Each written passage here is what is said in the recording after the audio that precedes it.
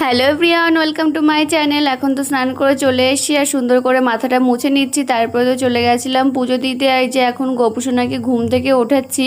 তারপরে এখানে পুজো দেওয়ার জন্য বেদানা ছাড়াতে বসেছি। আর বেদানা ছাড়াতে গিয়ে আমি যা উল্টোপাল্টা করে ফেলি, মানে এদিক থেকে ওদিক, ওদিক থেকে সেদিক ছড়িয়ে যায় শুধু বেদানাগুলো। আমার এখানে বেদানা ছাড়ানো হয়ে গেছে। আর দেখো যতটা না ছাড়িয়ে থালায় রেখেছি তার থেকে বেশি চারিদিকে ছড়িয়ে গেছে। অনেক বেদানার দানাগুলো দেখো চারিদিকে ছড়িয়ে গেছে। আর এখানে দেখাচ্ছিলাম যে বেদানা ছাড়িয়ে আমার হাতের নখগুলো পুরো কালো হয়ে গেছে কষে।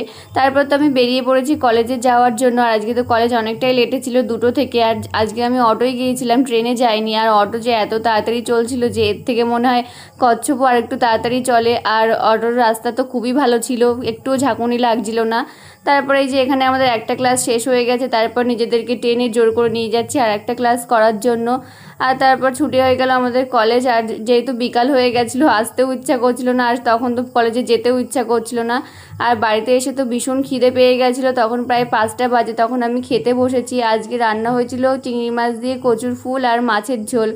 আর আজকে দেখো আমাদের ইনি আজকে দুধ দোয়ানোর সময় দুধ ফেলে দিয়েছে অনেকটা।